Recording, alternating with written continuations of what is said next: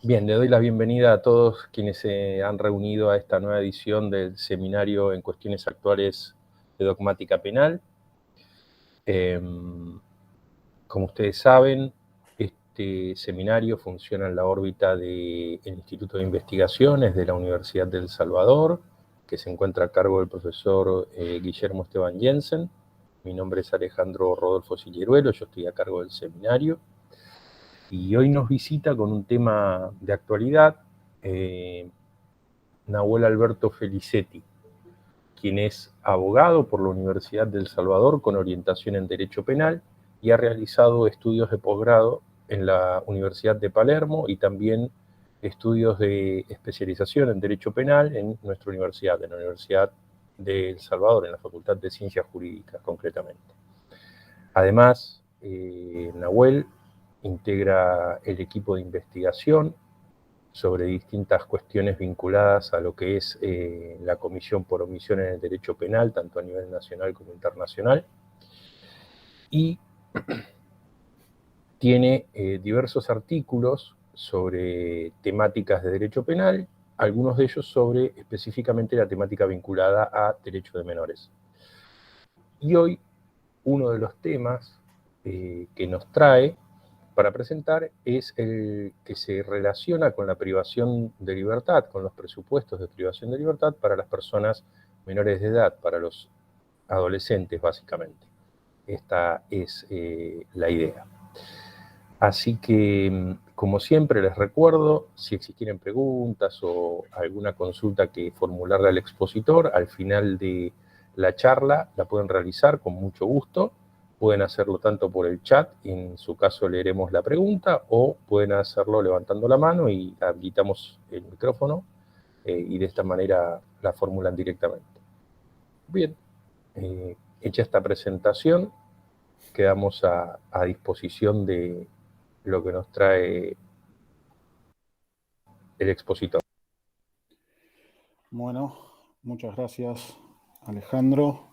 Voy a compartir la pantalla.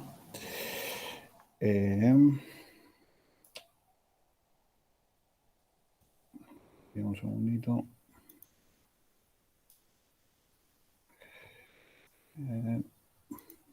Este programa... Ahora sí.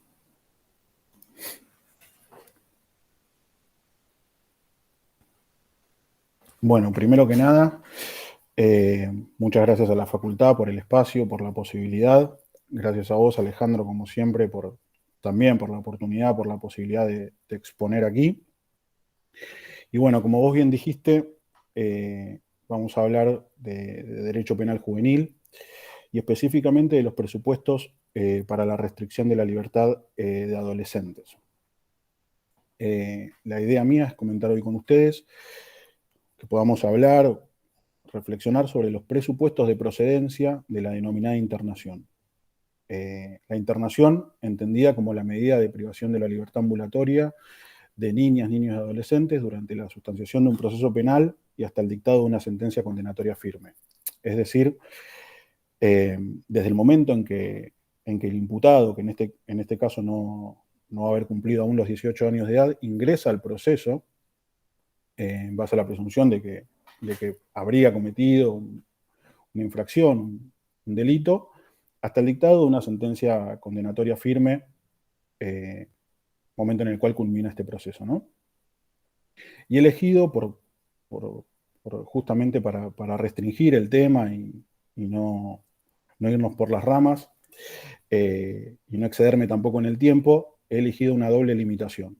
Por un lado, limitarme al marco procesal vigente en la justicia nacional, por ende haré referencia especialmente al Código Procesal Penal de la Nación, algunas normas actualmente vigentes del nuevo Código Procesal Penal Federal, y también al reglamento para la jurisdicción criminal y correccional. Y por otro lado, la limitación a la temática viene dada, y esto gracias, me lo adelantaste vos, Alejandro, a los jóvenes punibles, ¿no? Esto es, ya lo vamos a ver en detalle, pero quienes hubieran cumplido los 16 años de edad, pero no aún los 18, ¿no? Las restricciones al respecto se encuentran en el juego de los artículos 1 y 2 de la 22.278, la ley que establece el régimen penal de la minoridad.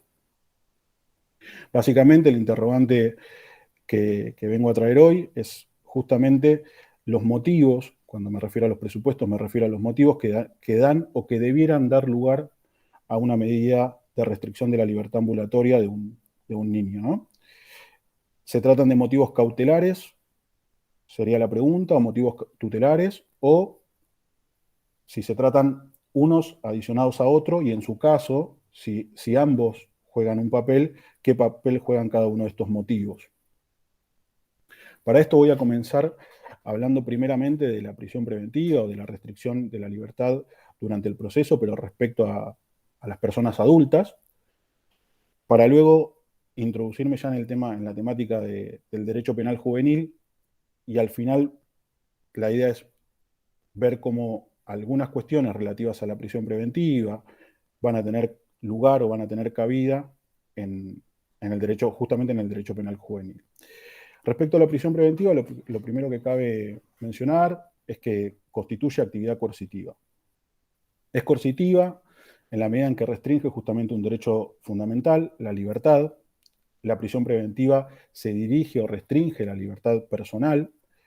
Existen otras medidas cautelares. La inhibición general de bienes, por ejemplo, también restringe la libertad, pero particularmente la libre disposición de los bienes, ¿no? En este caso, la prisión preventiva lo que restringe es justamente la libertad personal o la libertad ambulatoria. Es cautelar, y sobre esto volveremos más adelante, por la propia finalidad que persigue, ¿no? Las medidas de coerción constituyen medios o instrumentos dirigidos a alcanzar otros fines ulteriores. Ya veremos cuáles son aquellos fines que legitiman justamente la prisión preventiva y le dan este carácter o carácter cautelar. Y son provisionales porque son aplicables durante el proceso justamente previo al dictado de una sentencia condenatoria firme. La prisión preventiva como medida cautelar, al referirnos a este tema, necesariamente tenemos que entrar a analizar la cuestión desde la perspectiva de la garantía de juicio previo y el principio de inocencia o no culpabilidad. Digamos, el juego armónico entre la garantía de juicio previo y el principio de inocencia constituye la directriz para comprender y establecer límites y supuestos de procedencia de la privación durante el proceso penal, ¿no? El artículo 18 dice: ningún habitante de la nación puede ser penado sin juicio previo fundado en ley anterior al hecho del proceso. Y aquí se interrelacionan o quedan interrelacionados tres conceptos, fundamentalmente el de juicio, el de sentencia y pena. Digamos, en la medida en que solo una sentencia condenatoria debidamente fundada, resultante de un juicio conforme a la ley, debido proceso, habilita la imposición de una pena que generalmente, y particularmente respecto de los derechos de los niños, niñas y adolescentes, siempre constituirá privación de la libertad durante un tiempo determinado. Derivado del juicio previo, el principio de inocencia supone que nadie puede ser considerado como culpable sin una sentencia que así lo declare. Esto es importante porque la garantía, digamos, a lo que se refiere es justamente al trato que debe recibir la persona durante toda la tramitación de un proceso penal en su contra. Y ese trato no puede ser otro que un trato como inocente. Digamos, aquí quedan en pie de igualdad la persona ajena a un proceso penal, cualquier habitante, frente a quien señalado o frente a quien, habiendo ingresado al proceso penal por la presunción de que habría cometido un ilícito, ingresa a ese proceso en calidad de imputado, digamos. En función de esta garantía, deben quedar en pie de igualdad la persona ajena al proceso, que es inocente, y la persona respecto a quien se le dirige el proceso, que también es inocente. Y en esto, si bien yo creo que la culpabilidad se va construyendo a lo largo del proceso, no se puede negar en este sentido que no es lo mismo el estándar que en base al cual el juez llama a un imputado a la declaración indagatoria, con el momento en que el juez emite una resolución, por ejemplo, el procesamiento, con el grado de certeza que ya en la etapa de juicio se requiere, en el caso de una condena, un no firme. Digamos, es evidente que la culpabilidad se va construyendo a lo largo del proceso. Ahora, de ninguna manera se puede considerar que la culpabilidad e inocencia se relacionen en una forma inversamente proporcional, esto es, a más culpabilidad menos inocencia, sino por el contrario, El principio de inocencia se debe entender en un sentido absoluto. Se es inocente durante toda la tramitación del proceso y se deja de serlo una vez que el proceso culmina con el dictado de una sentencia condenatoria que diga exactamente lo contrario. Ahora bien, en base a esta cuestión, la restricción de la libertad, en sentido particular, pero también la restricción de cualquier derecho durante el proceso, pareciera reñido con el principio de inocencia. Es por eso que es necesario distinguir la coerción material, pena, y la coerción procesal, la prisión preventiva. Y esta distinción no se va a encontrar en la forma, por más de que muchas veces se procure esta distinción, en la forma en que una coerción y otra se ejecutan, ¿no? Esto de el penado debe estar separado del procesado preventivamente, etcétera, con prisión preventiva, etcétera, sino que esta distinción entre coerción material y coerción procesal se halla o se encuentra en las propias finalidades del proceso penal. Y la finalidad del proceso penal no es otra que la aplicación de la ley sustantiva, ¿no? Concretamente, el fin del proceso penal es la averiguación de la verdad y la actuación de la ley penal, que se traducen, y así lo conocemos todos, como la realización del juicio y la imposición y eventual cumplimiento de una pena por parte del imputado. Digamos, la habilitación de la coerción estatal se legitima o queda legitimada previo al dictado de una condena, es decir, mientras, reiteramos esta idea, ¿no? Mientras la persona imputada es inocente y debe ser tratada como tal, cuando ello, es decir, cuando esa coerción y restricción de la libertad constituye el medio idóneo para los fines del proceso, la realización del juicio, imposición y eventual cumplimiento de una pena a consecuencia de aquel. Solo así se legitima o queda legitimada la restricción de un derecho fundamental como lo es la libertad. Y para esto, digamos, como criterio de procedencia, se establecen dos órdenes de supuesto, o dos niveles, donde no es posible, o sea, no actúan separadamente, sino que uno habilita, desde mi perspectiva, el análisis del otro. En un primer lugar, o en un primer nivel, lo que tenemos es la verificación del mérito sustantivo. Digamos, es un cúmulo, es una cuestión de fondo, es el cúmulo de información suficiente que fundamenta la sospecha acerca de la existencia del hecho que se investiga y la intervención del imputado en el mismo. Y esto tiene que ver con la presunción o la probabilidad o el examen que al respecto efectúa el juez de que ese proceso va a avanzar y que es probable de que pueda recaer condena, sentencia, y que esta sentencia sea una sentencia condenatoria. Digamos, con esto se vincula la verificación del método sustantivo. Una cuestión de fondo.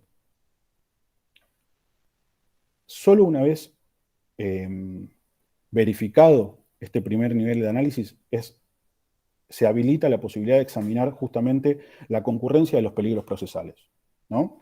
Y en esto digamos, no hay mucho debate, estamos hablando del riesgo de fuga y del entorpecimiento de la investigación, ¿no? Estos peligros son justamente aquellos que atentan contra la realización del juicio y la posibilidad de que en caso de que recayese sentencia condenatoria, el imputado deba cumplirla. Digamos. Esto se va a ver puesto en riesgo y no se va a poder materializar si el imputado se sustrae del accionar jurisdiccional. Esto está claro. Al momento de la pena no habrá persona que cumpla con esa sentencia con esa pena, con esa sentencia condenatoria, y sabemos también que durante el proceso necesariamente la ausencia del imputado va a implicar la paralización del proceso en la medida en que no es viable o no es posible el juicio en ausencia. Y lo mismo sucede con el entorpecimiento de la investigación. No va a ser posible el avance del proceso y el imputado amenaza testigos, destruye pruebas, etc. Sobre esta cuestión, específicamente sobre los peligros procesales, se expidió en su momento la Corte Interamericana de Derechos Humanos en el fallo Gallarri versus Argentina, con cita de Chaparro versus Ecuador, donde efectivamente dice o establece que para compatibilizar digamos, el estudio con el artículo 7.3 de la Convención Americana de los Derechos Humanos, es necesario o se debe tener en consideración justamente los peligros procesales, el riesgo de fuga y el entorpecimiento de la investigación. La prisión preventiva o el encierro cautelar de una persona adulta durante la tramitación de un proceso tiene ciertos principios. Sobre esto también voy a volver en en el caso de niñas, niños y adolescentes, para explicar o para ver cómo funcionan, de la misma manera que voy a analizar la cuestión de los requisitos de procedencia de la prisión preventiva, voy a analizar cómo funcionan o cómo debieran funcionar estos principios que rigen la prisión cautelar. El de excepcionalidad, bueno, consagra la regla de que toda persona que afronta un proceso penal debe gozar de libertad. La restricción a la libertad, en este caso puntual la prisión preventiva, es la excepción. El principio de subsidiariedad, que se vincula directamente con el de excepcionalidad, conforme al cual debe aplicarse cualquier otra medida de menor entidad o de menor intensidad para lograr los mismos fines. Solo cuando ninguna medida de menor intensidad se vea que se presuma que vaya a fracasar, se encontrará habilitada justamente la prisión preventiva. Estos principios se encuentran específicamente previstos hoy en el Código Procesal Penal Federal, ¿no? El de proporcionalidad, que impide que la medida de restricción de la libertad durante el proceso exceda en cuanto a la gravedad, y en esto en lo cuantitativo y en lo cualitativo, a la que eventualmente pudiera corresponder, en función del hecho investigado y la calificación que a este le corresponda. Y el de provisionalidad, que importa no solo que la decisión respecto a la imposición de la prisión preventiva debió haber sido, al momento de tomarse, legítima, sino que esa legitimidad deberá extenderse durante su vigencia. ¿Esto qué significa? Bueno, si el juez valorara la situación y estimara procedente la prisión preventiva o el encierro cautelar en función de la posibilidad de que el imputado de hallarse en libertad pueda entorpecer la investigación por el dato fundado u objetivo o la presunción de que puede amenazar a un testigo, si esa persona ve privada su libertad durante un mes, tras lo cual ese testimonio se ve incorporado y el testigo termina, no sé, falleciendo, es evidente que ese peligro de entorpecimiento de la investigación ha cesado, de forma tal que el juez necesariamente, y esto no debe entenderse como necesaria el pedido de parte, sino el juez, al ver cesado el riesgo procesal por el cual restringió la libertad, deberá proceder justamente a la libertad, a garantizar nuevamente la libertad de la persona imputada, ¿no? De esto se trata la provisionalidad. Ahora sí me interesa, habiendo sentado las ideas básicas y que considero que todos debemos tener bastante claras respecto al encierro cautelar de las personas adultas, sí entrar o ingresar en la situación de los niños, niñas y adolescentes. Previo a ingresar al tratamiento normativo actual, me interesaría hacer un repaso histórico, porque considero que sin dudas el estado actual obedece o tiene que ver con justamente esta evolución histórica o a cómo se ha dado esta evolución histórica, ¿no? Y para eso he tomado como punto de partida justamente la consolidación del Estado Nacional a principios del siglo XIX, donde la cuestión o el abordaje al problema de la infancia, específicamente en situación de riesgo, el control y la protección, estaba a cargo,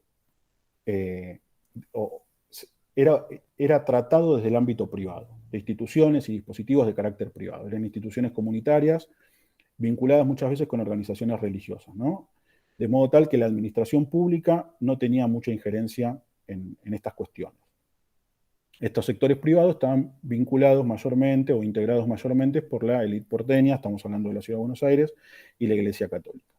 Sí se empieza a iniciar un proceso con posterioridad de paulatina intervención desde los órganos estatales,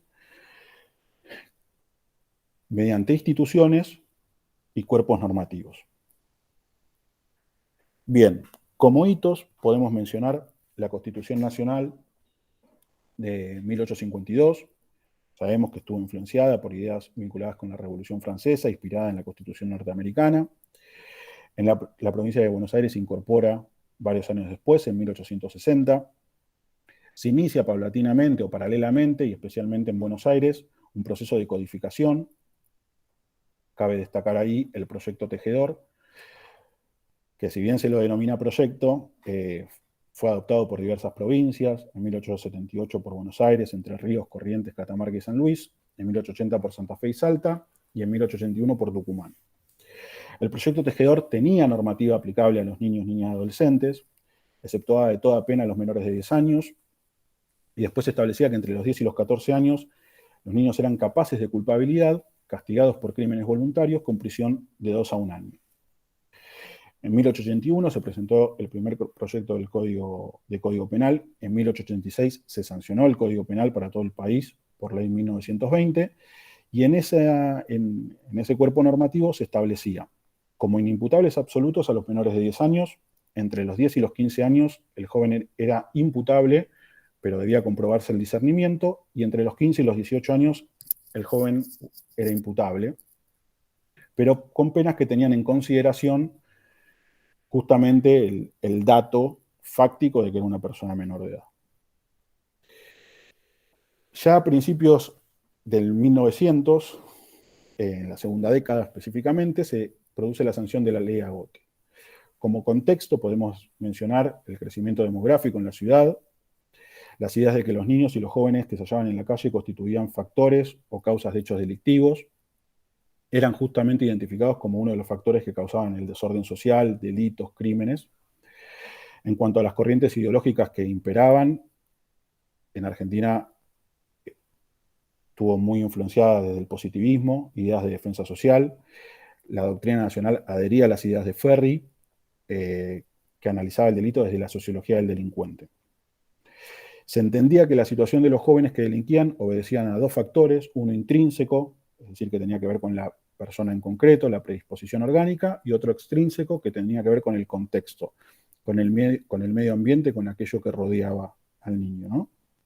Y en cuanto al tratamiento, se perseguía para la prevención social el establecimiento de medidas de seguridad, se proponía neutralizar esos factores mediante la escuela y el taller. Y cuando esto no funcionaba, esa resocialización, por decirlo de alguna manera, se operaba desde el ámbito del derecho penal. Bueno, ese es el contexto en el cual se sanciona la ley Agote, contaba de 25 artículos, y otorgó al juez competencia, tanto respecto de los menores acusados de un delito, esto es, respecto de los niños imputados de haber cometido una infracción penal, como de las víctimas, ¿no? Se obligaba al magistrado en tales situaciones a disponer preventivamente de ellos cuando se encontraran material o moralmente abandonados o en peligro moral. El artículo 15 extendía la posibilidad de disposición por tiempo indeterminado, hasta cumplido por aquel los 21 años, en los mismos supuestos, cuando se hallara material o moralmente abandonado o en peligro moral. La niñez era vista a principios del siglo XX como una cuestión filantrópica o asistencialista, basada en un paternalismo en el que se coincidía la necesidad de garantizar a los niños distintos derechos, escogiéndose el modelo de tutelarismo clásico. Sobre esta cuestión sí me interesaría detenerme un momento. El niño era considerado un objeto en el proceso, un objeto necesitado de tutela y no un sujeto. Y si bien se advertía una distinción, sobre esto voy a volver más adelante, pero de hecho o fáctica entre un niño y un adulto, y por lo tanto se advertía la necesidad de garantizar ciertos derechos a ese niño, lo cierto que lo criticable tal vez del modelo tutelar clásico, o ya con una carga valorativa del tutelarismo o del paternalismo injustificado, eran las vías por las cuales se procuraba justamente esa protección, esa garantización o ese garantizar derechos.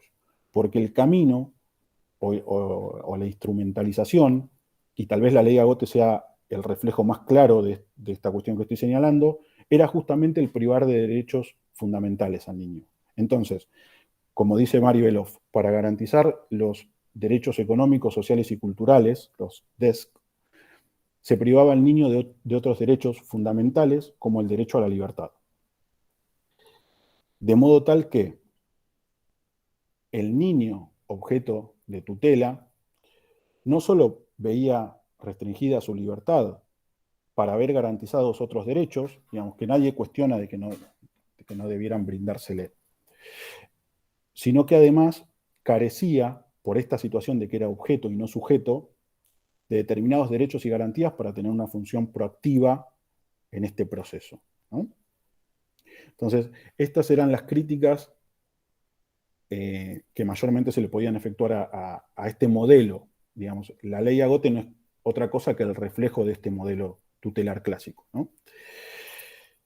Por eso se produce una reacción, especialmente en los años 60 en Estados Unidos, en los años 70 en Europa y a finales de los años 80 aquí en América Latina, una reacción en cuanto a corriente ideológica frente al tutelarismo clásico, ¿no? Este modelo recibió el nombre de corriente o tesis liberacionista.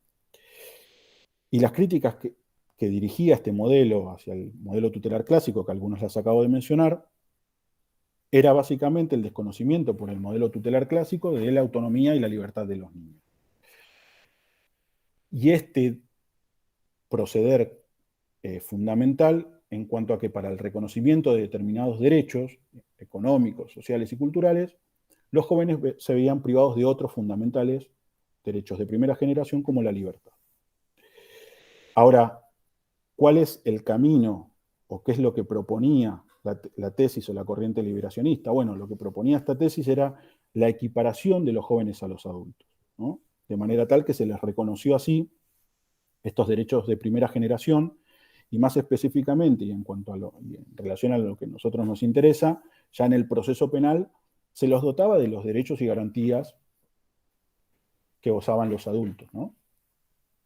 Ahora bien, ¿cuáles son los cuestionamientos o las objeciones que pueden dirigirse a esta tesis liberacionista? Bueno, por un lado, yo creo que la tesis liberacionista parte de un punto metodológico equivocado. Digamos, al equiparar al joven con el adulto, lo hace evidentemente, otro proceder no existe, desde un ámbito valorativo. Digamos. Es la norma la que equipara al niño con el adulto. De modo tal que desconoce un dato fundamental que no es otro que un dato que nos brinda o nos da la realidad, un dato fenomenológico u ontológico. Y es que el niño es un sujeto distinto de un adulto. Digamos. Esto no hay ninguna duda, es un dato que se da en la realidad. Y por otro lado, ya teniendo en consideración esto del ingreso del joven asimilado al adulto en el ámbito del proceso penal, generó otras consecuencias indeseadas que tienen que ver con que justamente las reacciones del derecho penal tradicional frente al adulto eran naturalmente extensibles a los niños, a los jóvenes, de modo tal que en base o por estricta aplicación de la corriente liberacionista, un niño de 16 o 17 años que enfrenta un proceso penal podía ser destinatario de una pena de prisión perpetua en los estados o en los lugares donde esto estaba habilitado, la pena de muerte, etc. De modo tal que la corriente liberacionista también, como mera reacción al modelo tutelar clásico, también es objeto, o también puede ser objeto de numerosas críticas, ¿no? De forma tal que es necesario, y así se dio en los hechos, o más específicamente en lo normativo, de una tesis superadora. Justamente la superación de estos modelos tutelar clásico y liberacionista debía, en principio, desechar, digamos, evitar lo peor de cada uno de los mundos, diría yo, ¿no? Desechar, por un lado, la restricción de derechos fundamentales como método para garantizar a los niños de otros derechos como los económicos, sociales y culturales, y desechar también una total equiparación de niños y adultos y como dije yo recién, el trato normativo igualitario. Y el punto de partida, creo yo, no puede ser otro que la correcta observación de la realidad, el dato ontológico, para luego proceder ya desde un punto de vista valorativo, desde la norma, pero siempre respetando la realidad preexistente. Entonces, si nosotros utilizamos este método, vamos a partir del reconocimiento del niño como un sujeto primero, distinto del adulto, que por su realidad fenomenológica, estamos hablando del ámbito de la realidad, del ontológico, no estamos hablando del derecho o del tratamiento que el derecho le da a ese niño. Estamos hablando del niño en el ámbito de la realidad. Si bien posee autonomía, también requiere prestación positiva de muchos derechos de los cuales se pudiese encontrar privado.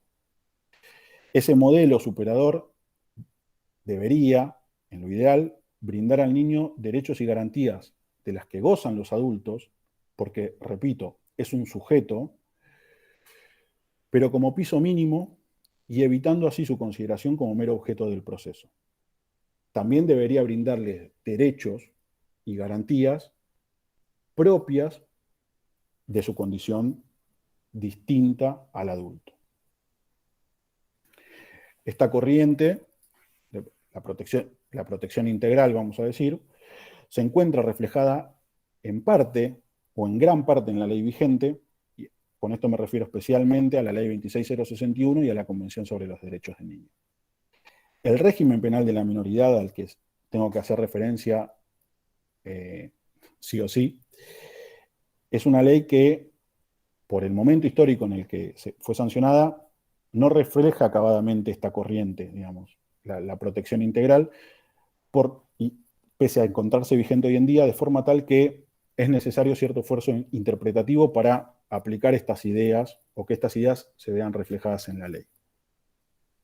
Bueno, el sistema actual, como les venía diciendo, la 2278, con esto comenzamos al hacer la aclaración de los punibles, bueno, establece en sus artículos 1 y 2 que quienes no hubieran cumplido los 16 años de edad no serán punibles respecto a delito alguno, es decir, por debajo de los 16 se establece una presunción iure de iure de que el joven no es, o el niño más específicamente, no es capaz de culpabilidad, ¿no?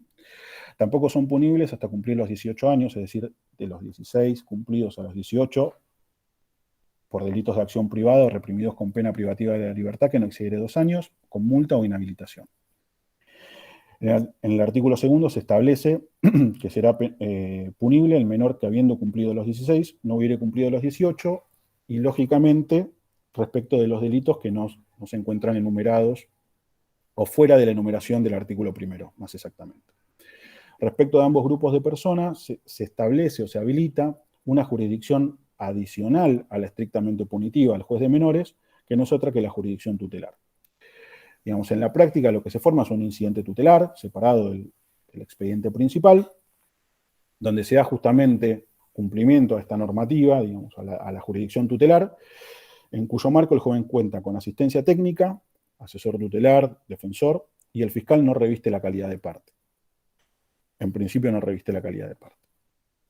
Esto, ahí yo dejé citados 2 fallos, uno de la Corte, uno de la Cámara, y en consonancia con esto yo también creo que adelanté que iba a remitirme en algunas cuestiones al reglamento para la jurisdicción. En el reglamento para la jurisdicción en lo criminal y correccional, en los artículos 130 y 131 se establece esta cuestión. Bien, ya específicamente sobre las medidas tuitivas.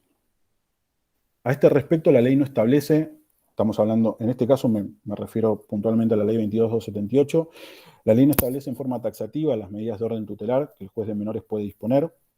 No hay tampoco una limitación en la Convención sobre los Derechos del Niño, aunque sí hay una referencia en la Convención a distintas medidas a aplicar con respecto a ellos. Yo aquí la transcribí.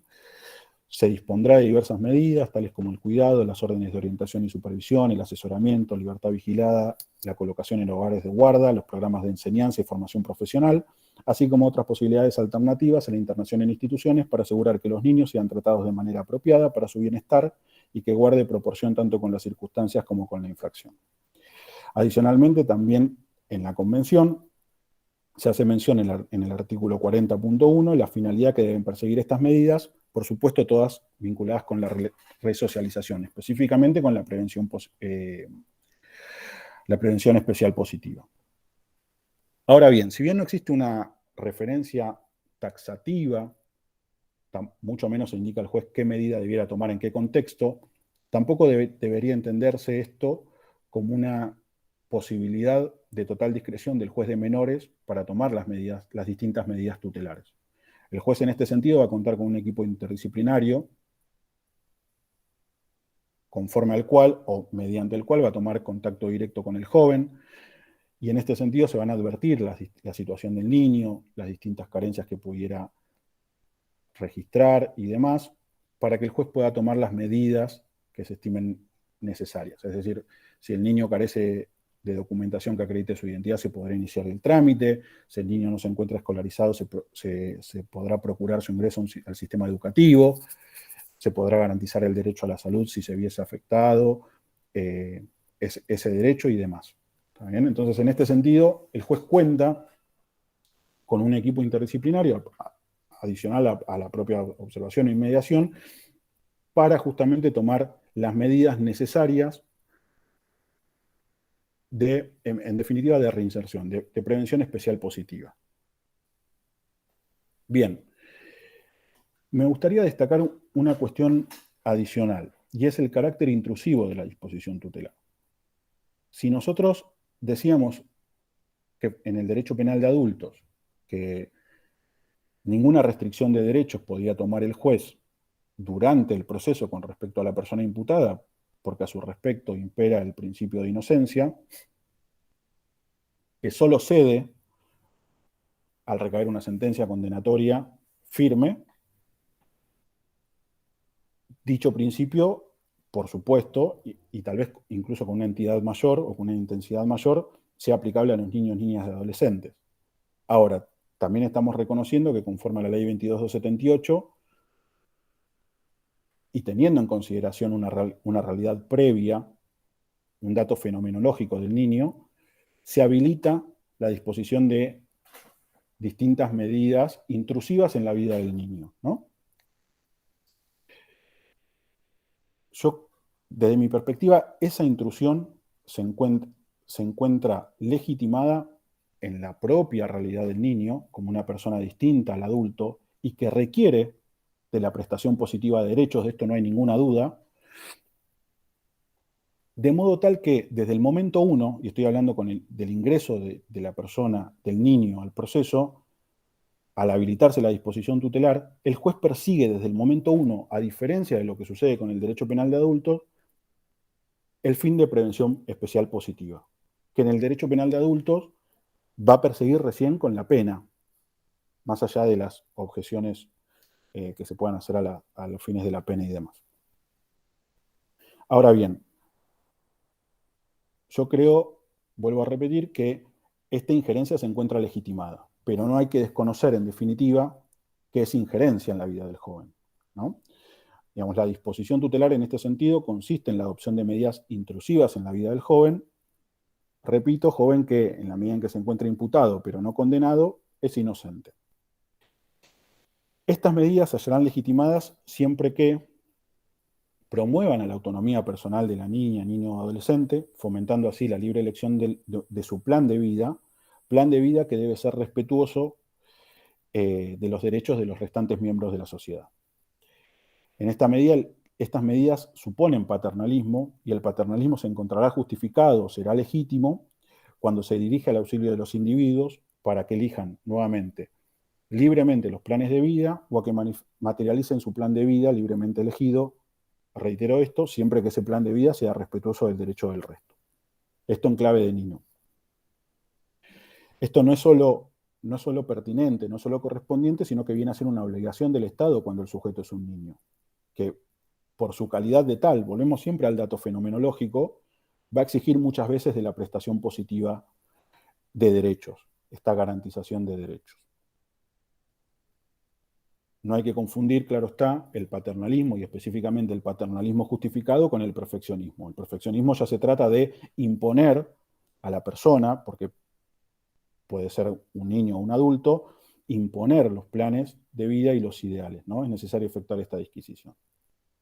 Y por último, esto al final lo terminé diciendo al principio, pero bueno, la finalidad preventiva especial positiva legitima entonces la disposición tutelar. Esa finalidad, vuelvo a repetir esta idea, que se busca con la aplicación de la pena, y vuelvo a hacer este paréntesis, si bien desde muchas perspectivas y muchas veces es objetable, no puede desconocerse la raigambre constitucional de la prevención especial positiva como uno de los fines que nuestro derecho tiene.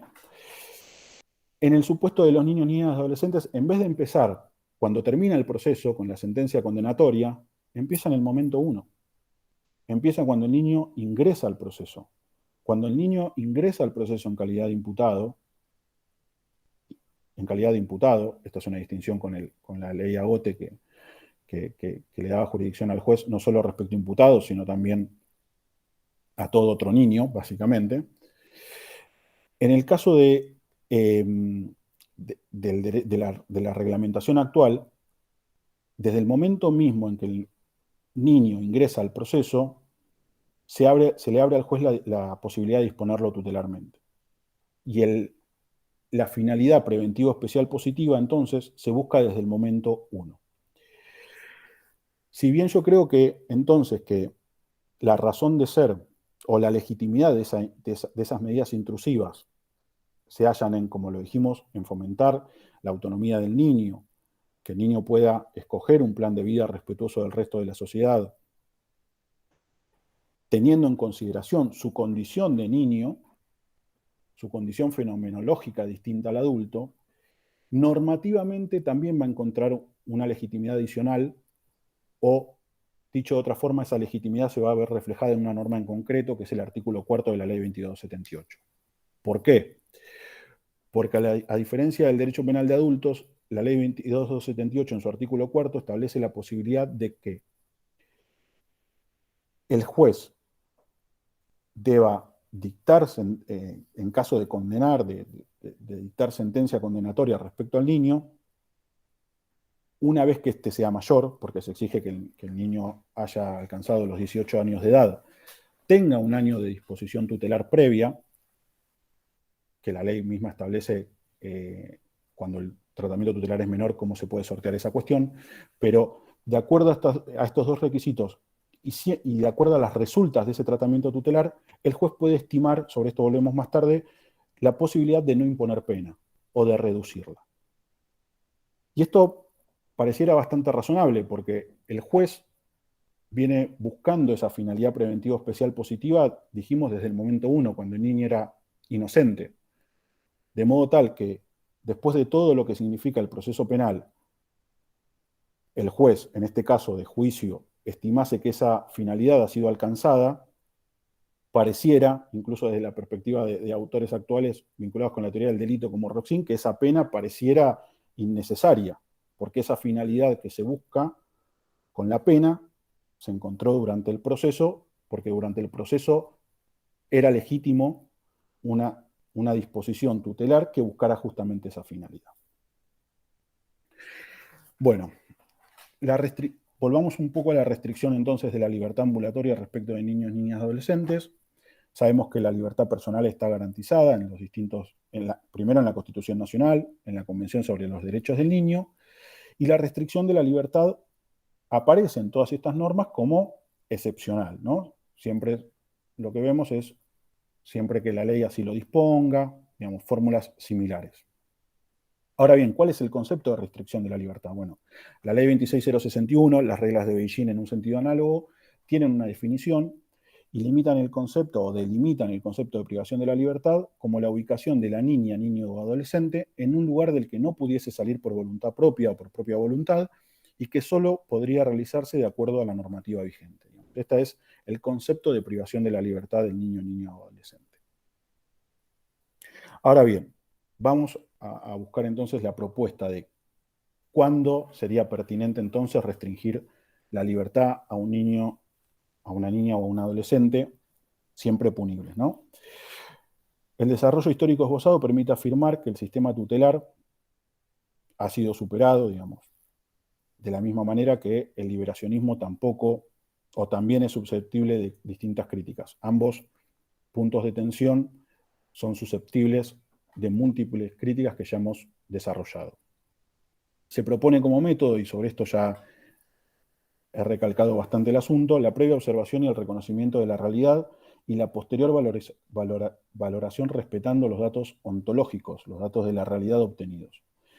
Aclaro, este es un proceder metodológico que se da en la ciencia del derecho penal. Luis Gracia Martín, que es ya fallecido, es un autor finalista, calificó este método, que era original del autor alemán Hans Welzel, como sintético real normativo u óntico axiológico, justamente porque tenía en consideración los datos ontológicos, los datos de la realidad, y proponía la valoración, pero siempre teniendo en consideración esa realidad, o siempre teniendo como límite esa realidad preexistente, ¿no? En definitiva, la valoración se veía restringida por ese dato ontológico. No pretendía este método sintético real normativo extraer conclusiones del deber ser partiendo del ser. Eso sería un naturalismo. Lo que pretendía este proceso metodológico es valorar, pero siempre teniendo en consideración los límites que la realidad misma tiene.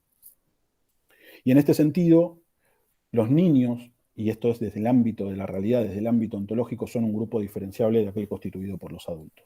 Ahora, ¿qué características desde lo ontológico presentan los niños? Bueno, el niño es una persona en formación, con capacidades diferenciadas, que en consecuencia, ya desde el ámbito valorativo, acá se ve bien claro el método, no puede recibir un tratamiento normativo idéntico a los adultos. El rechazo a tesis liberacionistas en este sentido es un rechazo de principio, de método. Ahora bien, ¿cuál es la consecuencia valorativa? El derecho, en tanto expresión de la valoración, debe reconocer esa realidad preexistente, en tanto capaz de culpabilidad, me refiero al niño, aunque disminuida, y aquí aclaro yo, con autonomía, el niño debe revestir necesariamente el carácter de sujeto en el proceso, no objeto, sujeto en el proceso, y gozar en ese sentido de todos los derechos y garantías procesales. Pero al mismo tiempo, también debe tenerse en consideración que se trata de una persona en formación, que muchas veces se necesita brindarle derechos de protección, y también, esto desde el plano ontológico, tienen, en un sentido psicológico, una mayor accesibilidad de la educación. Esto también se puede ver reflejado en una cuestión valorativa. Digamos, como consecuencia en el ámbito de la pena, se proponen justamente respuestas socioeducativas al menor, porque en el ámbito ontológico el menor tiene mayor accesibilidad a la educación.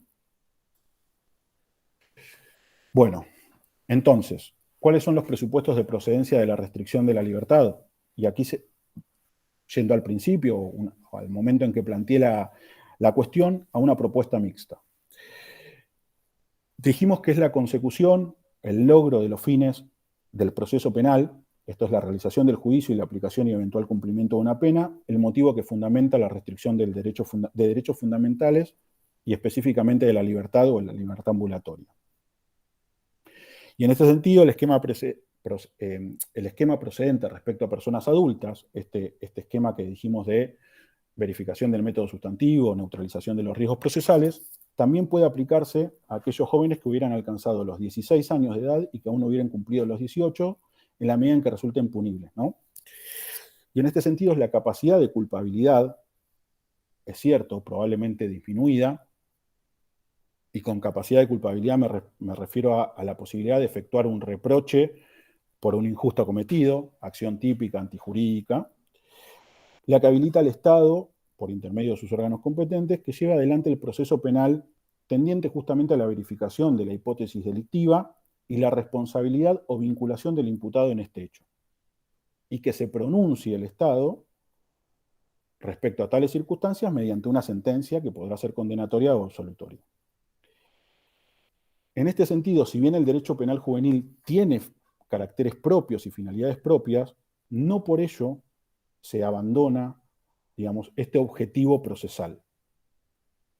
Y este objetivo procesal legitima entonces el esquema propuesto conforme al cual corresponde la restricción de la libertad en base a los riesgos procesales que justamente impiden la realización del proceso penal. Proceso penal que debe realizarse también en relación al menor punible. Es decir, proceso penal que no se va a alcanzar a realizar o no va a alcanzar los fines si el joven se sustrajese del accionar jurisdiccional o si el joven entorpeciese el avance de la investigación.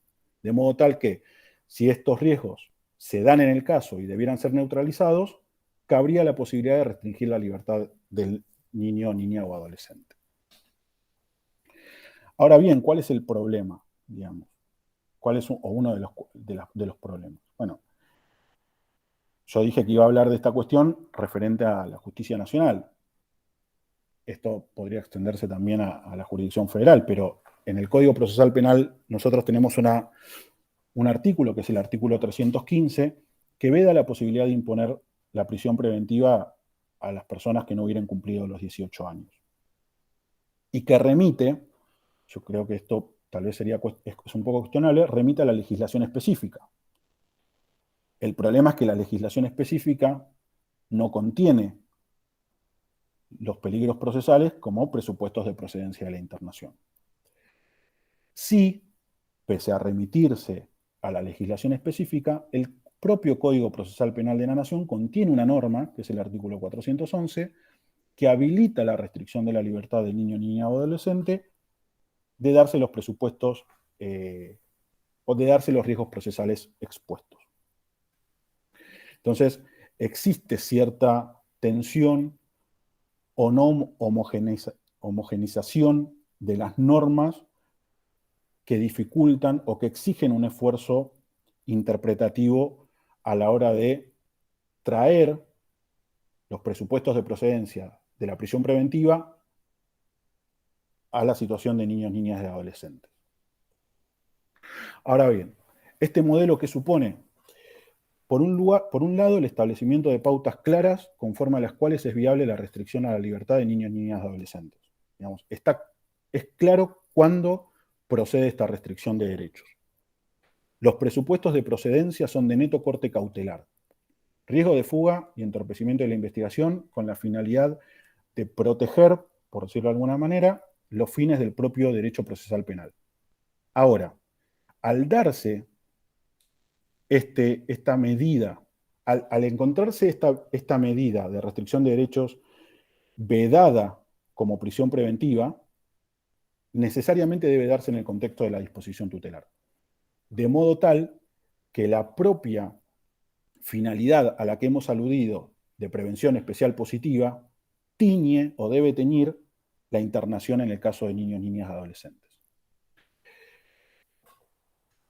Al darse dentro de esta disposición tutelar, a la vez, la internación genera el deber de prestación positiva de derechos. Es decir, si yo le restringo la libertad a un niño porque veo verificados los riesgos procesales, ahora, y advierto que hay una problemática de salud vinculada con las drogas, o veo la falta de escolarización, advierto mediante los equipos interdisciplinarios, voy a tener que garantizar en el contexto de encierro a ese niño, niña y adolescente de esos derechos.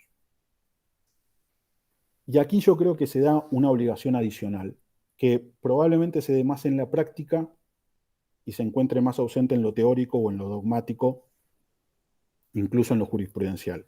Y es que en esta medida o en la medida de lo expuesto, nace la obligación, desde mi perspectiva, en cabeza del juez y en los distintos actores, por tratarse de una justicia especializada, de neutralizar los riesgos procesales para garantizar el derecho que el mismo Estado priva. Es decir, en el contexto de la disposición tutelar, por verificarse peligros procesales, el Estado priva en el contexto de la disposición tutelar a un niño del derecho a la libertad. Ahora, la disposición tutelar importa, por su propia naturaleza, garantizar al niño de todos los derechos de los cuales se encuentra privado. Bueno, hay un derecho del cual el niño se encuentra privado que quien priva al niño de ese derecho es el propio Estado. De forma tal que el Estado va a tener que tener una actitud proactiva a los fines de neutralizar esos riesgos procesales y así garantizar ese derecho del cual el propio Estado lo está privando. Esto es la libertad. Y tal vez esto suene en lo teórico suene raro, pero en los ejemplos cotidianos esto sucede y por eso digo que tal vez en la práctica esto suceda más que en lo teórico. Y es que, por ejemplo, si se advierte que existen riesgos procesales y también carencia de derechos porque el niño no tiene arraigo domiciliario, que tal vez existe, la vivienda existe, la familia vive en esa vivienda, pero él se encuentra en situación de calle, digamos, no tiene vinculación con la familia, etc. Supongamos un complejo, digamos, mucho más abarcativo que diera lugar a que el juez pueda afirmar que en el caso existe riesgo de fuga y por lo tanto el niño permanece internado, privado de la libertad durante el proceso. El Estado, y mediante específicamente la disposición tutelar, lo que se tiene que procurar es la revinculación del niño con la familia, ese arraigo a ese lugar, no sé, la educación vincularlo con el sistema educativo, si no se encontrare vinculado él. Y de esa manera, y esto parece claro en el caso, al mismo tiempo que se va garantizando derechos al joven, se va también neutralizando el riesgo procesal. Y de esa manera es viable, en definitiva, resocializarlo justamente durante ese tratamiento, prevención especial positiva, que alcanzado el objetivo, no solo se garantizó positivamente derechos, sino también se neutralizó el peligro procesal y esa persona puede acceder nuevamente a la libertad. Entonces, el encierro cautelar, en este caso, a diferencia del derecho penal de adultos, no solo es la oportunidad para que el Estado garantice de todos esos derechos del cual el niño se pudiese encontrar privado, sino a la vez una actitud proactiva a los fines de hacer cesar la propia restricción de derechos. Los principios, no estoy muy lejos de terminar, los principios que se encuentran en juego son los mismos que la prisión preventiva, aunque claramente todos deben operar con una mayor intensidad. En el caso de la Convención sobre los Derechos del Niño se establece específicamente el principio de excepcionalidad y subsidiariedad. Se establece que la prisión preventiva debe ser la medida de último recurso durante el lapso más breve posible.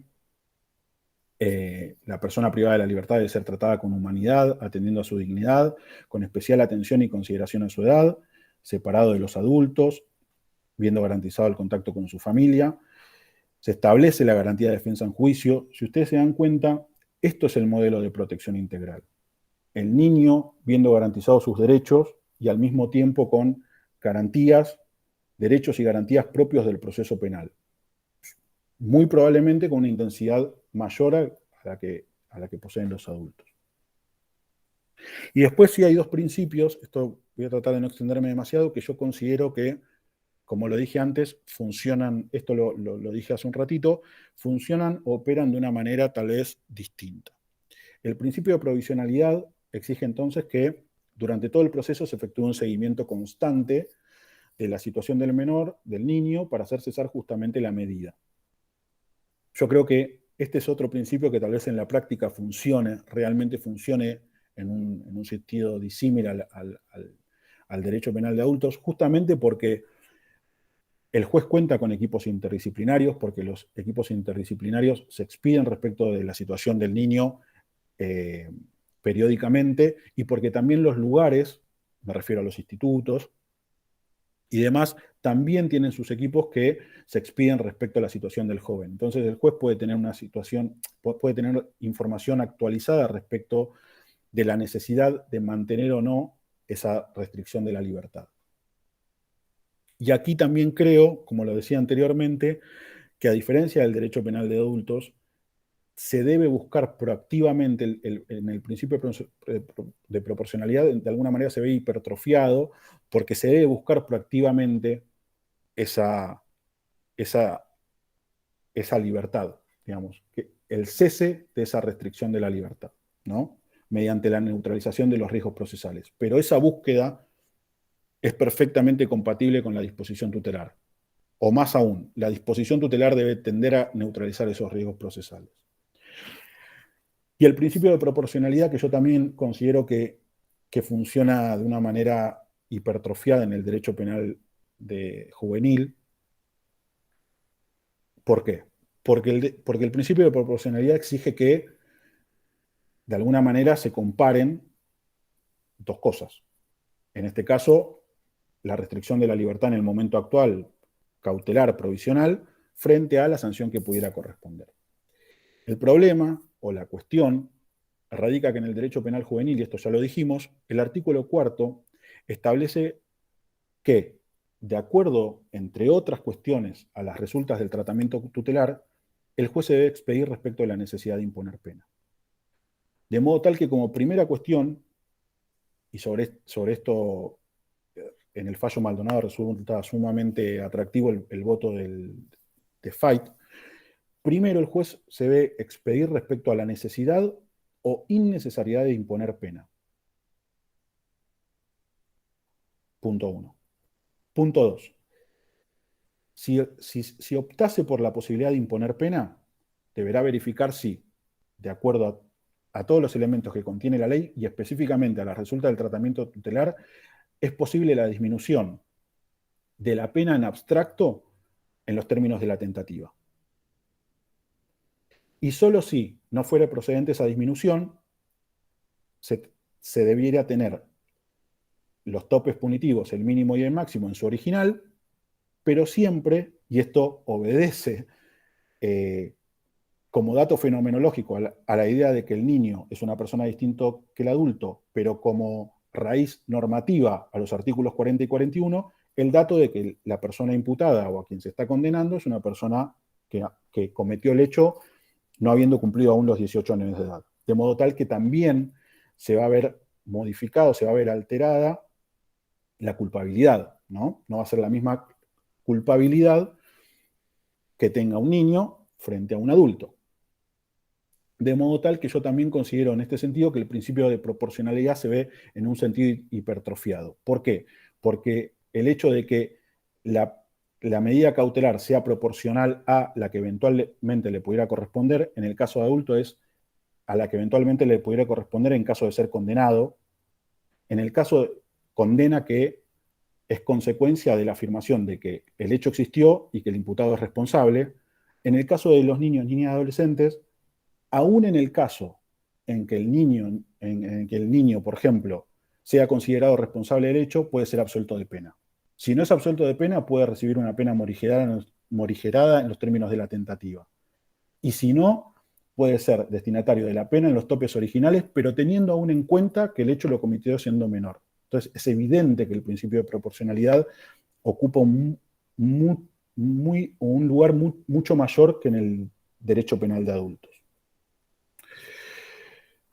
Esto lo voy a decir sintéticamente. Yo creo entonces que esta propuesta, donde juegan un papel fundamental los riesgos procesales, digamos, o donde en definitiva, para hacerlo bien sintético o en una oración, la restricción de la libertad del niño es procedente frente a presupuestos cautelares con fines tutelares, es perfectamente compatible con la Constitución Nacional, con los tratados de derechos humanos de idéntica jerarquía y particularmente la Convención sobre los Derechos del Niño, el soft law que acompaña al corpus juris aplicable a los derechos del niño.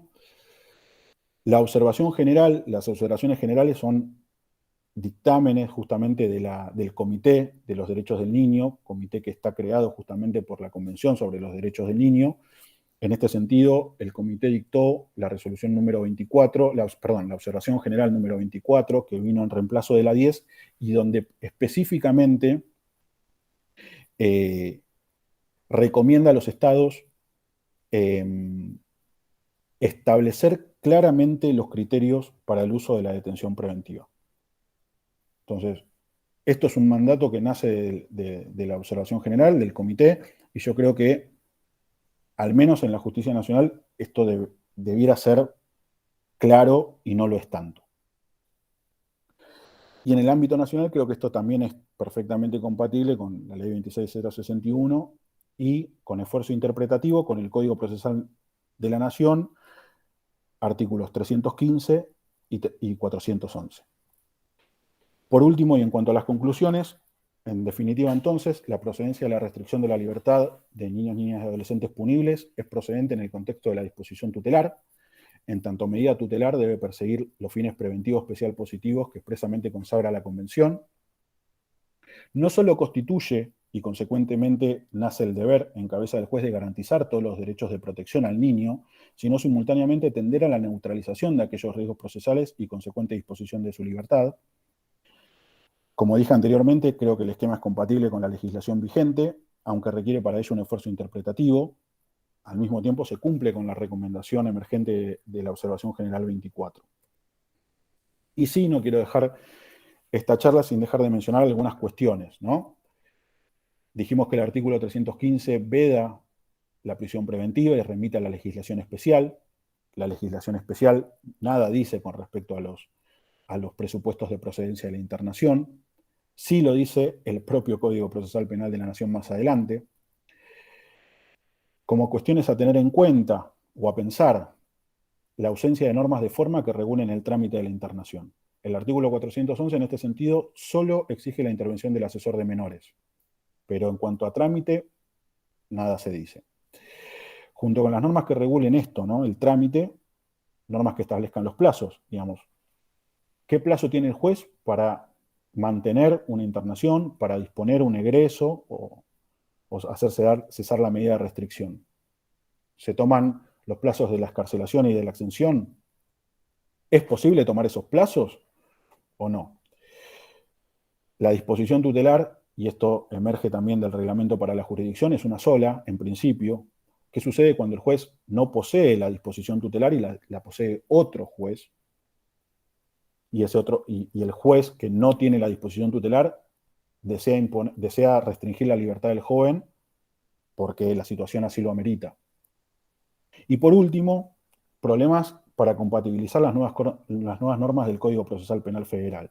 Y en esto, si bien yo creo que los artículos que hacen referencia al riesgo de fuga y al peligro del entorpecimiento de la investigación en el nuevo Código Procesal Penal Federal es sumamente atractivo porque de alguna manera, si bien no en un números clausus, pero brinda determinados elementos o datos a tener en consideración para tener por reunidos los riesgos de fuga o entorpecimiento de la investigación, lo cierto es por la propia impronta que ese código tiene de un sistema acusatorio, le otorga a las partes, específicamente al fiscal y a la querella, la posibilidad de requerir estas medidas, ¿no? Ahora, ¿qué sucede aquí?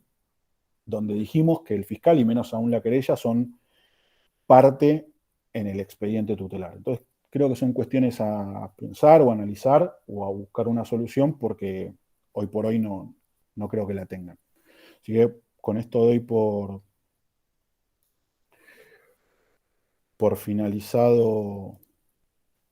finalizada la charla, o mi charla, mi parte, mi exposición. Me avisaron que no se veía el paso de la filmina y lo lamento mucho, si es así.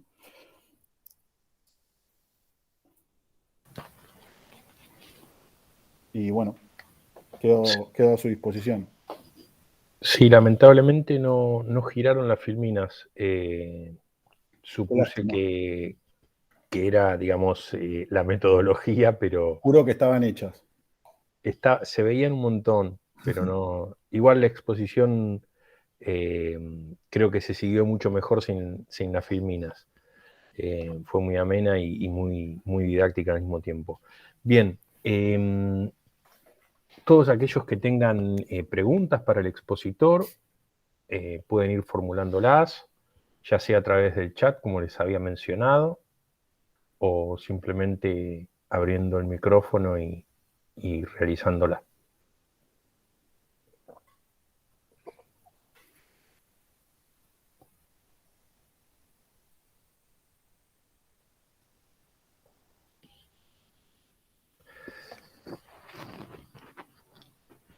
Mientras se van pensando, se deciden, pregunten sin temores.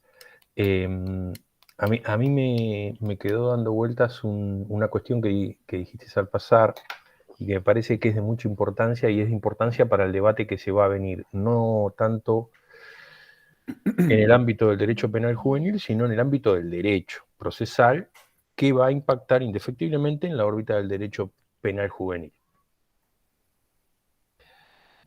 ¿Cuál es la posición de la víctima? ¿Por qué?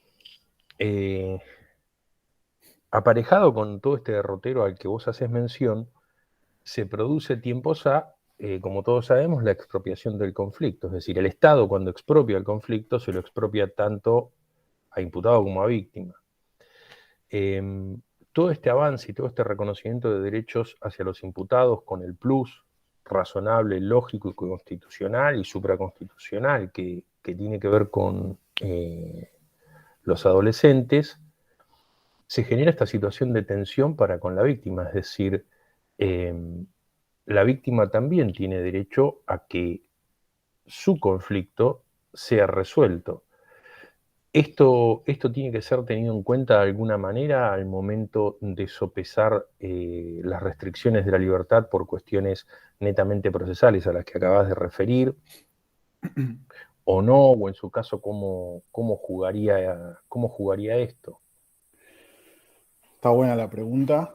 Y yo creo, justamente con lo que terminé hablando en realidad, digamos, qué preguntas quedan abiertas o qué cuestiones quedan abiertas. Yo creo que habría que diferenciar ahí la, el propio dato real, como decís vos, de la expropiación del conflicto a la víctima o a las partes, donde creo yo que hoy por hoy se procura volver a un protagonismo de la víctima, y justamente las nuevas normas del Código Procesal Penal Federal y demás procuran, bueno, la ley de protección a la víctima también, procuran un protagonismo mayor de la víctima en la solución del conflicto. Entonces, yo creo que eso es perfectamente viable y compatible con el derecho penal juvenil.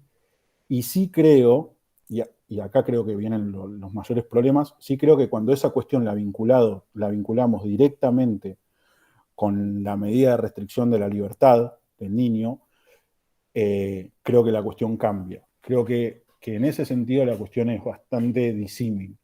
Una cosa, por eso vuelvo a lo mismo, una cosa es la solución del conflicto digo, ajena a la solución tradicional del derecho penal, el no juicio y la solución por otras vías, que de hecho se proponen o se incentivan desde la propia Convención sobre los Derechos del Niño, donde la judicialización en el sentido estricto del derecho penal tradicional es como el último recurso, digamos, esta idea de la fragmentariedad del derecho penal y demás, aún en un sentido mucho más intenso respecto de los niños, niñas y adolescentes. Entonces creo que ahí la víctima sí puede tener un protagonismo mayor, pero me hace ruido o no comparto demasiado ya el protagonismo de la víctima a la hora de decidir respecto eh, de la cautela personal o de la restricción de la libertad del niño, que por otra parte, todo este comentario en definitiva viene o tiene un anclaje en que esa restricción de derechos se da en el contexto de la disposición tutelar. Y la disposición tutelar en este sentido, por lo menos hasta ahora, es reservada al imputado niño y a su defensa. Entonces ahí pareciera incompatible con un protagonismo proactivo de la víctima en ese lugar con relación a esta medida. Eso es lo que creo yo, por ahora, por lo menos.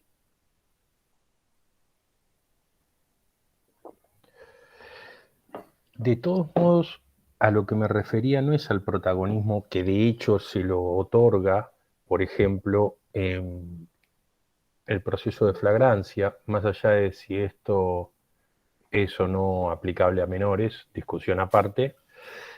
A lo que me refiero yo es, no importa el tipo de proceso, en el sentido de, no importa si es un proceso adversarial donde solo el juez tiene que decidir o donde el juez decide de manera oficiosa, que es un poco también lo que planteabas vos por ahí. Que lo planteabas por ahí en cuanto a la revisión oficiosa de la cuestión, que es más propio de un proceso por lo menos mixto que más adversarial. La pregunta va dirigida a esto. ¿Es un elemento objetivo que tiene que tener en cuenta el juez para decidir de manera oficiosa o cuando las partes le proponen la restricción de la libertad, el hecho de que todas estas circunstancias objetivas que existen en el imputado a las que vos te referiste, falta de domicilio, etcétera, lo que fuere, pero también la necesidad de que ese conflicto llegue a una solución por doble vía, para que el Estado pueda decir al joven, disculpe, usted es inocente, o decirle, mire, usted es responsable de esto, y darle también una respuesta a la víctima. Digamos, la víctima sigue siendo un convidado de piedra a la hora de garantizar el avance del proceso, o tiene que ser tenida en cuenta el derecho de la víctima como tal a que su caso llegue a una solución definitiva, que también lo tiene el imputado, digamos, expresamente reconocido. Esa IVA. Sí, mirá, yo con eso que, creo que indefectiblemente hay un problema de principio, pero que está restringido por la ley.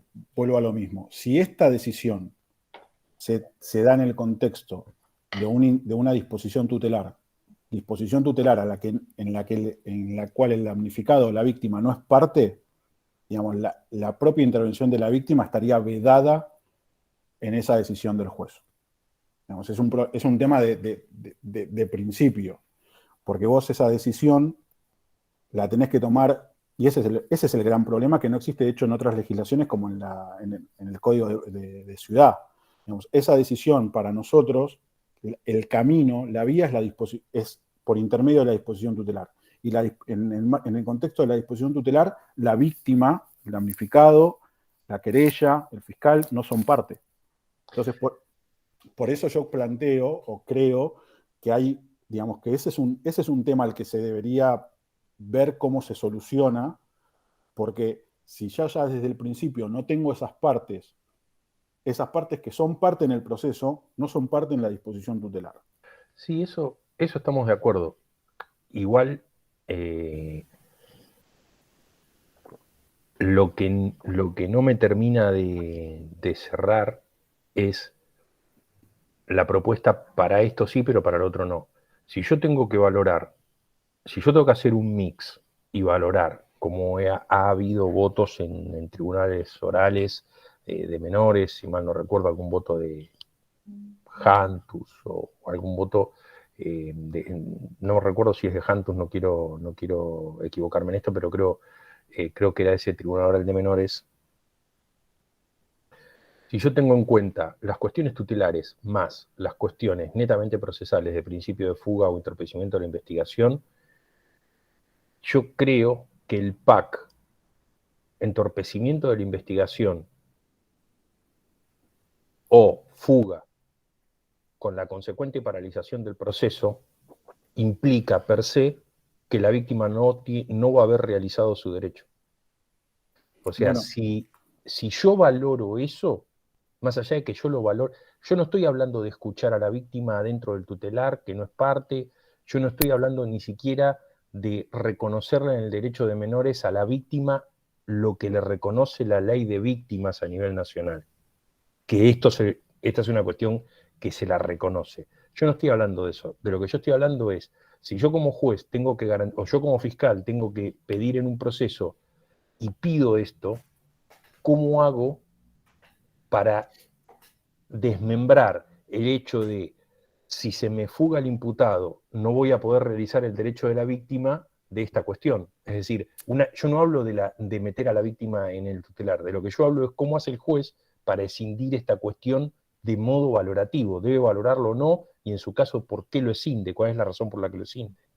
no, a ver, yo creo que el juez lo puede valorar. Para mí hay un problema, a ver, yo acá tal vez la conclusión o una conclusión de lo que yo pienso no está, y es que, y, y es justamente el mandato de la Observación General número 24. Lo que acá no está claro es cuándo y cómo se debe proceder a la restricción de la libertad.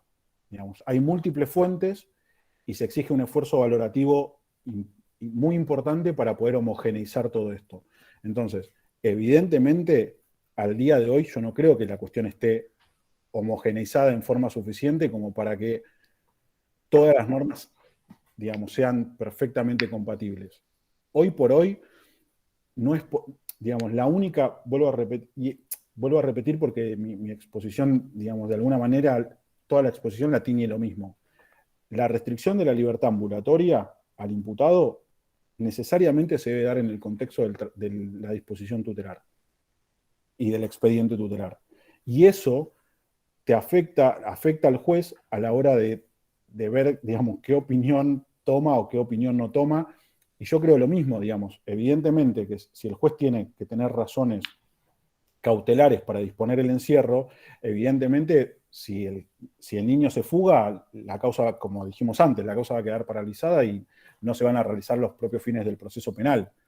Y evidentemente, y consecuentemente, o en un sentido más mediato, la víctima se va a ver perjudicada. Esto está claro. Ahora, no, digamos, no veo la posibilidad de compatibilizar eso con que para mí, digamos, está garantizado el escuchar a la víctima, pero esa escucha no se puede dar en el contexto tutelar porque no es parte en la disposición tutelar. Y no solo no es parte en la disposición tutelar, eso es exclusivamente del imputado.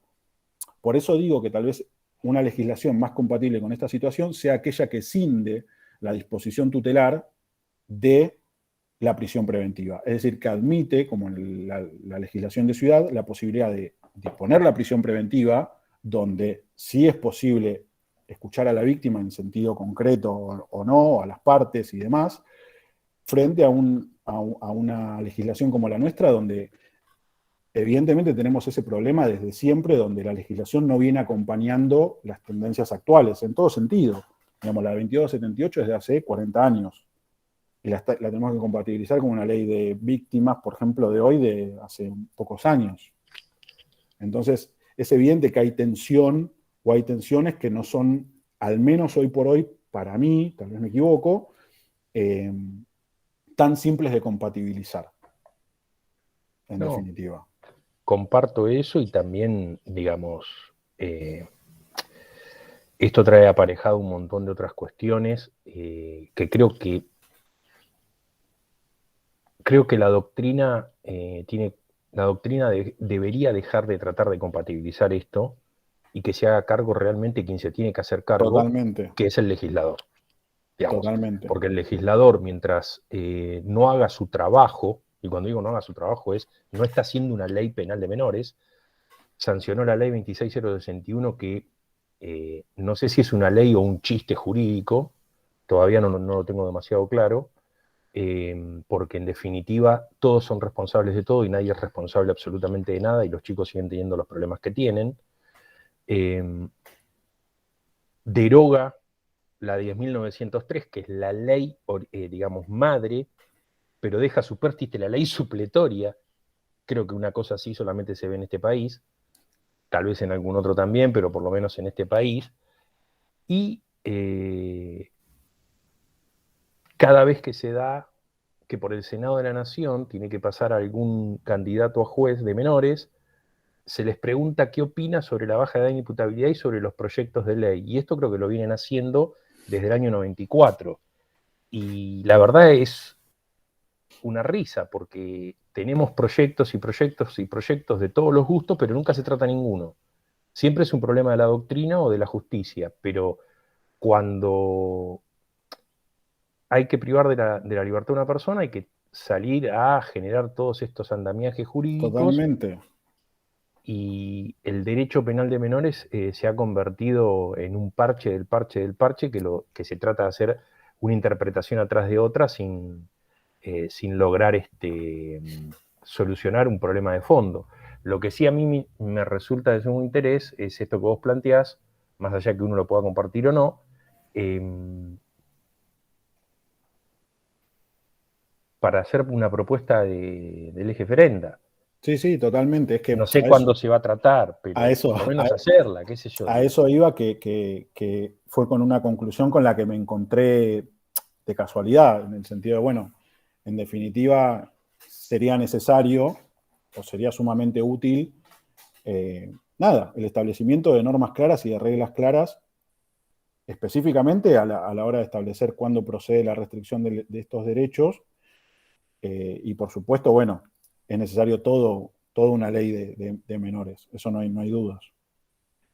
Sí, ahí también, me parece que ahí el día que se trate una ley y se trate de verdad, digamos, que el legislador haga su trabajo, así los jueces pueden hacer el suyo también, de lo que no van a poder escapar es de resolver varias cuestiones. Y la primera es, ¿qué se hace con la edad de imputabilidad? Que es lo que sale por los medios. Bueno, eso es un tema aparte, pero más que nada, ¿qué se hace con el encierro? ¿A qué situación obedece y desde Totalmente. cuándo puede llevarse adelante? Que en definitiva es lo que planteas vos, y bajo qué presupuestos, y también una cuestión vinculada con ya sea las personas que se declaren no punibles por ley, o que se adopte un sistema como el que proponía Ezequiel en una de las charlas anteriores, un sistema diferente, pero lo que no puede seguir pasando es lo que está pasando con las personas no punibles que quedan realmente Sí, libradas a sí, su sí. suerte y que se está haciendo una ficción de que el Estado está haciendo algo cuando lo seguimos viendo en situación de calle, cuando lo seguimos viendo vulnerados en todos sus derechos, pero sigue la ficción jurídica que se está haciendo algo. Si no es el juez penal, que creo que no lo es, quien debe hacerse cargo de eso, indefectiblemente tiene que ser el juez civil y tiene que tener potestades específicas Totalmente. para solucionar esto. Porque si no, jugamos a que somos progresistas para defender determinados derechos y les estamos vulnerando con esa perorata todos los derechos juntos. En un país que creo que alcanzó una situación de pobreza infanto-juvenil del 75% sin ponerse colorado a nadie. Estas cosas me parece que tienen que ser resueltas. Bueno, acá en el chat,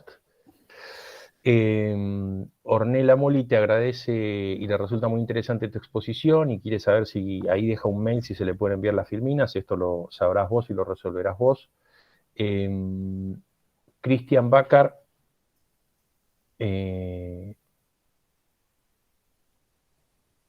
dice que, bueno, fue muy clara tu exposición y pregunta qué ocurre con los adolescentes ante un nuevo hecho. Es decir,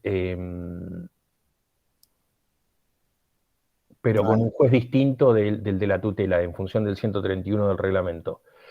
Si puede haber algún conflicto entre ambos en cuanto a la aplicación de alguna medida de restricción de la libertad. Esa es la pregunta. Y la otra pregunta es si es por eso que esas medidas deben sí o sí ser reguladas. Bueno, perfecto. Bueno, en realidad el propio reglamento para la jurisdicción establece la tutela única, ¿no? La posibilidad de acumular una tutela a la otra, que yo creo que debiera ser, digamos, a diferencia de lo que sucede con las propias causas en el Código Procesal Penal de la Nación, las reglas de conexidad y demás. Creo que en este caso sí debiera ser, no en función tanto tal vez de la gravedad, sino también en función de la intervención, digamos, de más larga data, ¿no? Porque es el juez que posee la intervención previa quien tiene un conocimiento más acabado en la situación del niño. Y en esa medida, y en la medida en que el propio reglamento establece la acumulación de las tutelas, lo cual me parece lógico justamente en aras de evitar esto que planteas vos, Cristian, que es que un juez en una intervención nueva, una intervención tutelar distinta, tome una decisión que no, digamos, distinta a la que viene tomando o distinto al abordaje tutelar que está tomando el otro juez, digamos. Y esto es así como lo planteas vos, en la medida en que cada nuevo hecho va a disponer la apertura de una nueva disposición tutelar. Pero la solución creo que está dada ahí en el propio reglamento al establecer digamos, independientemente de la eventual acumulación de causas que pudiese suceder, sí la acumulación de las disposiciones tutelares a la luz del propio reglamento y que procurarían, creo yo, justamente evitar estas situaciones que es que un juez adopte una decisión totalmente distinta o contraria a otro juez que intervenga con posterioridad. Gracias, Nahuel. Bien, no sé si hay alguna consulta más, si no, con esto estaríamos dando por concluido el encuentro de hoy.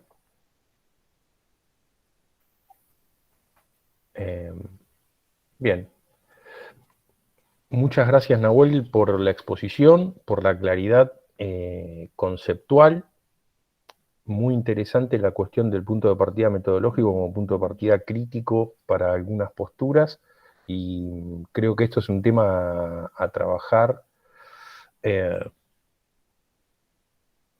pensando en lo que va a venir, tratando de sembrar ideas cuando les toque tratar esto o cuando quieran tratar esto, para poder traer soluciones reales y que la justicia pueda ser operativa y también no sujeta a, a la arbitrariedad en el buen sentido que le otorga a todo esto el tener que andar interpretando y atando una Totalmente. norma con otra porque no tenemos en realidad una normativa de menores. Es decir, que es la violación más grande a la convención que se le puede hacer, ¿no?